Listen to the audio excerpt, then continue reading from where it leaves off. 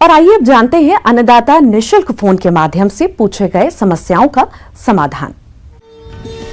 अन्नदाता निशुल्क फोन संपर्क सेवा के माध्यम से पूछे गए प्रश्नों में से आज हमने जिस प्रश्न को कार्यक्रम में शामिल किया है उसे पूछा है जिला जमशेदपुर के कृषक देवेंद्र मुंडा ने।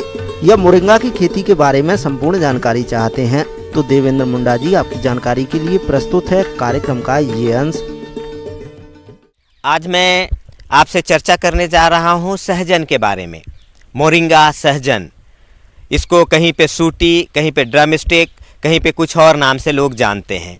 किसान भाइयों, आप सभी जानते हैं कि एक बहुत ही महत्वपूर्ण सब्जी है। इसका फली जो है उसको सब्जी के रूप में इस्तेमाल किया जाता है। इसके फूल को भी सब्जी के रूप में इस्तेमाल किया जाता है। इसके नन्हे नन्हे जो कोमल पत्ते होते हैं उसको भी सब्जी के रूप में इस्तेमाल किया जाता है। इसके अलावे अगर हम बात करें तो ये एक बहुत ही औषधीय गुण वाला पौधा है, सब्जी है। इसके फूल, पत्ते, फल, छाल सभी चीज औषधीय के रूप में इस्तेमाल होता है। सहजन एक पुरानी फसल है जिसकी खेती किसान भूल ही गए थे, लेकिन अब औषधि क्षेत्र और लोगों के बीच इसकी मांग बड़ी तेजी से बढ़ रही है। सहजन औषधीय गुणों से भरपूर है।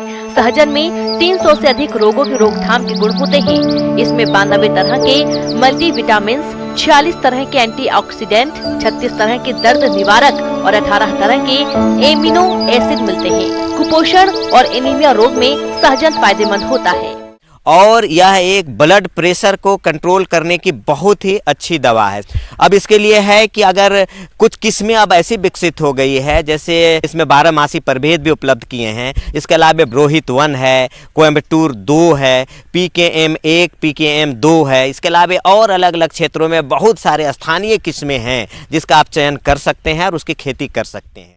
सहजन की खेती सभी प्रकार की मिट्टियों में की जा सकती है। यहाँ तक कि बेकार, बंजर और कम उर्वरा शक्ति वाली भूमि में भी इसकी खेती की जा सकती है।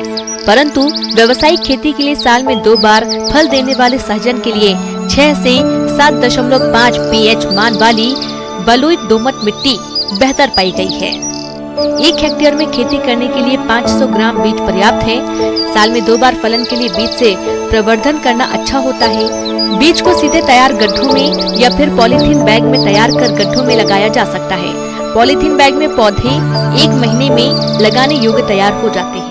ये बीज मंगाएंगे तो छोटे छोटे हल्के बीज इसके आते हैं। तो इन बीजों को आप क्या करेंगे, पहले रात भर पानी में इसको डाल के भिगो देंगे। उसके बाद सुबह में इसके ऊपर जो छिलका होता है उसे हटा देंगे और अंदर जो इसका दाना होता है, गुठली होता है, छोटे छोटे बीज होते हैं, उसकी आप बुआई करेंगे। या तो आप नर्सरी में इसकी बुआई करें या सीधी बुआई कर सकते हैं। देखिए, लगाने का आमतौर पर जाड़े को छोड़ के किसी भी मौसम में आप इसकी बुआई कर सकते हैं। सबसे बढ़िया मौसम होता है फरवरी मार्च का महीना। इस समय आप लगाएंगे तो बहुत अच्छा रहेगा।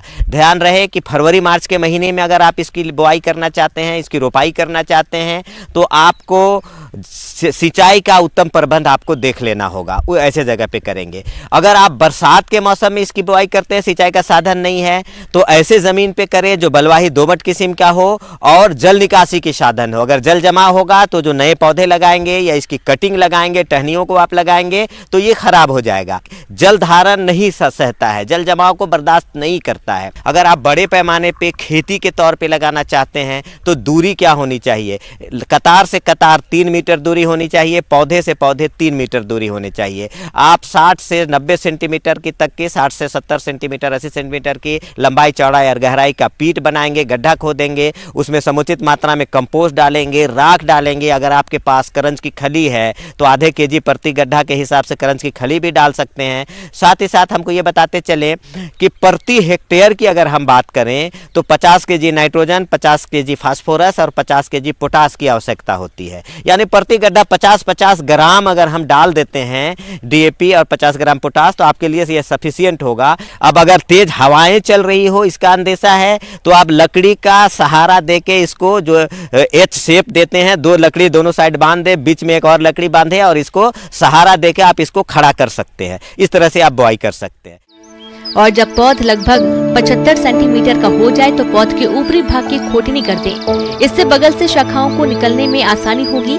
रोपने के 3 महीने के बाद 100 ग्राम यूरिया, साथ ही 100 ग्राम सुपर फास्फेट, 50 ग्राम पोटाश प्रति गड्ढा की दर से डालें तथा इसके 3 महीने बाद 100 ग्राम यूरिया प्रति गड्ढा का पुनः व्यवहार करें।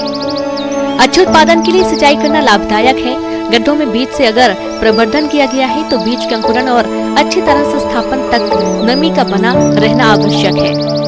फूल लगने के समय खेत ज्यादा सूखा या ज्यादा गीला रहने पर फूल के झड़ने की समस्या होती है। अगर आप गर्मी में आप इसमें मूंग ले सकते हैं, कुछ सब्जियां ले सकते हैं, तो आप उस सब्जियों की खेती कर सकते हैं। जैसे टमाटर की खेती कर सकते हैं गर्मी में महीने में, भिंडी की खेती कर सकते हैं। लत्तर वाली सब्जी की खेती करेंगे, लौकी, नेनुआ, झींगे, करेला का, तो इस बात का ध्यान रखेंगे आपके जो है इसके उसमें लत्तर चढ़ जाएंगे और आपको नुकसान होगा। तो परहेज करेंगे आप लत्तर वाली सब्जी की खेती करने में शुरुआती दिनों में। तो इस तरह से आप अंतर फसल लेके इसे दोगुनी आमदनी कर सकते हैं। और हम ये बताते चले कि जब आप एक बार इसकी बुआई फरवरी मार्च में कर दिए हैं, लगा दिए अपने खेतों में, तो सितंबर अक्टूबर में इसका उत्पादन आपको मिलने लगेगा। अगर आपको लगता है कि बहुत अधिक फूल आया है तो 50% फूल को आप हटा के फूल को बेच सकते हैं और 50% को छोड़ देंगे, उससे भी आपको सफिशिएंट आपको सहजन का फलियां मिलेगा। उन फलियों को आप बेच के अच्छी लाभ आप कमा सकते हैं। तो इस तरह से हम देखें तो एक बहुत ही लाभकारी सब्जी है। बाजार में इसका बहुत अधिक मूल्य होता है। अगर इसका आगात फसल आप ले पाते हैं, ऑफ सीजन लेते हैं, तो इसमें आप 80 रुपये 100 रुपये प्रति केजी के दर से इसकी फलियों को आप बेच पाते हैं।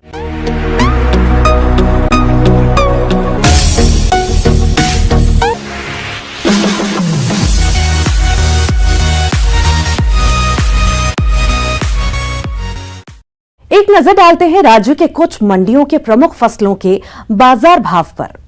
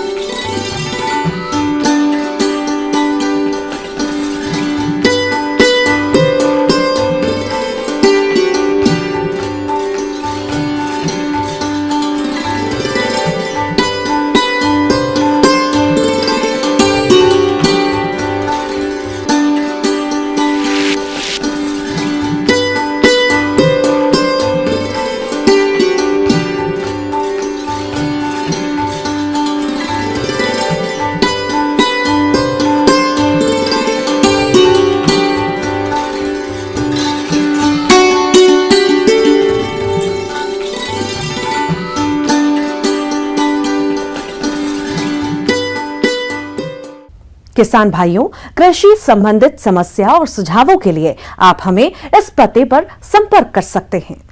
प्रोड्यूसर अन्नदाता, news 18 Bihar Jharkhand, Ramoji film city Hyderabad 501512। साथ ही आप हमें ईमेल भी कर सकते हैं। हमारा ईमेल है p18annadatabihar@nw18.com। इसके अतिरिक्त आप हमें निशुल्क हेल्पलाइन नंबर 180088926163 पर सोमवार से शनिवार सुबह 10 से शाम 4 बजे के बीच संपर्क कर सकते हैं। अब समय हो रहा है आपसे विदा लेने का। कल फिर मुलाकात होगी कृषि से जुड़ी महत्वपूर्ण जानकारियों के साथ। नमस्कार।